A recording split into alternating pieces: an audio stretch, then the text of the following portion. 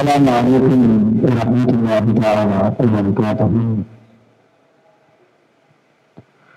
نحمد الله العظيم وصلى وسلم على رسوله الكريم أما بعد. நபிகள் ஸல்லல்லாஹு அலைஹி வஸல்லம் அவர்களே கூறிய அழகிய உதாரணங்கள் என்கிற அந்த தலைப்பில் நாம் தொடர்ந்து ஒவ்வொரு ஹதீசுகளாக பார்த்து வருகிறோம்.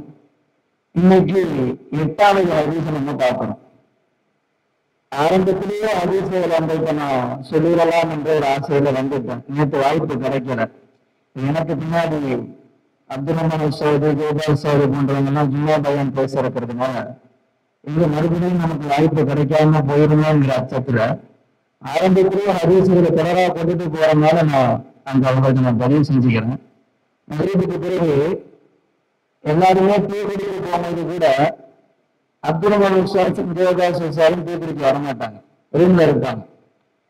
டீ குடிக்க கூட வராம ரூம்ல என்ன செய்வாங்க அப்படின்னா பாயிண்ட்ஸ் எடுத்துட்டு இருப்பாங்க. அவ்வளவு எடுத்த பாயிண்ட்ஸ எப்படியாவது நீங்க எழுதினாலும் சரி, நீங்க எழுதாலும் சரி, நீங்க கவனிச்சாலும் சரி, நீங்க கவனிக்காலும் சரி, எடுத்ததை அப்படியே சொல்லாம போய் உட்கார மாட்டோம்ங்கிற ஒரு அரசியல் அங்க இருக்கிறதுனால நாம மீதி நம்முடைய அந்த தொடரை கண்டினியூ பண்ணலாங்கிற அடிப்படையில நாம நபிகள் பெருமானார் ஸல்லல்லாஹு அலைஹி வஸல்லம் கூறிய அழகிய உதாரணங்கள் இந்த தொடரை நம்ம 8வது ஹதீஸ் இன்னைக்கு பார்ப்போம். பொதுவாகவே ஸல்லல்லாஹு அலைஹி வஸல்லம் அவங்க நமக்கு அழகா புரியுற மாதிரி எல்லா விஷயங்களுமே சொல்லி கொடுப்பாங்க. ஒரு இடத்துல இப்படி வருது, கான கலாம் ரசூலுல்லாஹி ஸல்லல்லாஹு அலைஹி வஸல்லம் கலாமன் ஃபஸ்லன். ரசூலுல்லாஹுடைய பேச்சு எப்படி இருக்குன்னா ரொம்ப தெளிவா இருக்கும். ரசூலுல்லாஹ் பேசினாங்கன்னா அது எத்தனை சஹாபாக்கள் அந்த சபையில இருந்தாலும் தெளிவா விளங்குற மாதிரி ரசூலுல்லாஹுடைய பேச்சு தெளிவா இருக்கும் என்று ஹதீஸ்ல வருது. எப்படினாலும் குழுவினல் சமய யாரு கேட்டாலும், ஒரு குழந்தை கேட்டாலும் சரி, ஒரு வயோதிகர் கேட்டாலும் சரி, ஒரு வாலிபர் கேட்டாலும் சரி, யாரு கேட்டாலும் ரசூலுல்லாஹுடைய பேச்சு விளங்குற மாதிரி இருக்கும் என்று ஹதீஸ்ல வருது. அவ்வளவு அழகா ரசூலுல்லாஹ் என்ன செய்வாங்கன்னா உதாரணங்களை சொல்லி காண்பித்து சஹாபாக்களுக்கு விளக்கி காட்டுவாங்க. ஒரு தனி தலைவர் தன்னுடைய வாழ்க்கைய இப்படி யாருமே சொல்ல முடியாது. பல்லிதோ அன்னின் வளோ ஆயா என்று ரசூலுல்லாஹ் சொன்னாங்க. என்ன அர்த்தம் அப்படின்னா, என் பேர் நீங்க எதை பார்த்தாலும் அது எல்லாத்தையும் பிற சமூகத்துக்கு எட்டிலைஇல்லை என்று ரசூலுல்லாஹ் சொன்னாங்க. ரசூலுல்லாஹுடைய ஒவ்வொரு சொல்லும், ஒவ்வொரு செயலும், ஒவ்வொரு அசைவும் பல 3 ஆண்டுகள் தாண்டியும் பேசப்பட போகிறது என்பது ரசூலுல்லாஹ்வுக்கு தெரியும். அப்ப அவங்களுடைய ஒவ்வொரு செயலை எப்படி கட்டமைச்சிருப்பாங்க. நம்மள யாராவது இப்படி வார்த்தையை சொல்ல முடியுமா? என் பேர் நீங்க எதை பார்த்தாலும் என்ன பண்ணீங்க பேரத்தை சொல்றதுக்கு அனுமதி என்று நம்மளால சொல்ல முடியுமா? நபி ஸல்லல்லாஹு அலைஹி வஸல்லம் அவங்க எடுத்தவங்க மட்டும்தான் நீங்க எந்த செயலை பார்த்தாலும் அதை பிற சமூகத்துக்கு எட்டி வைங்கள் என்று மிக பகிரங்கமான ஒரு தலைவர் இந்த சமூகத்துடைய சொல்லியிருக்கிறாங்கன்னு சொன்னா அது ரசூலுல்லாஹ் மட்டும்தான். அப்படிப்பட்ட நபி ஸல்லல்லாஹு அலைஹி வஸல்லம் அவங்க ஒவ்வொரு வார்த்தையையும் பார்த்து பேசுவாங்க, ஒவ்வொரு செயலையும் பார்த்து செய்வாங்க.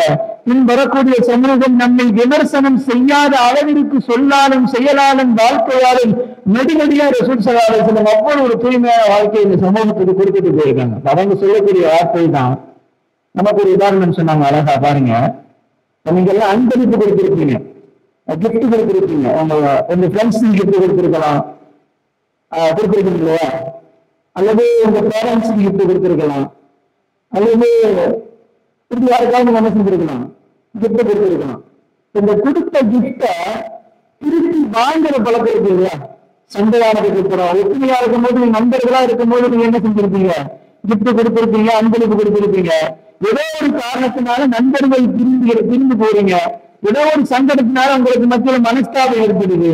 இப்படி ஏற்படும் போது நீங்க கொடுத்த அன்பளிப்புகளை திருப்பி கேட்கிறது ரொம்ப மோசமான செயல் என்று ரசூலுல்லாஹ் உதாரணம் சொல்றாங்க. பாருங்க, அல் ஆயிது ஃபீ ஹிபத்திஹி, அல் ஆயிது ஃபீ ஹிபத்திஹி, தான் கொடுத்த ஹிபத்தை ஒருவன் திருப்பி கேட்பது என்பது கல்வி எதிரிவு. ஒரு நாய் வாந்தி எடுத்துட்டு ஒரு கைவி திருப்பி அந்த வாந்தியை சாப்பிடுவதற்கு சமம் என்று சொன்னாங்க ரசூலுல்லாஹ்.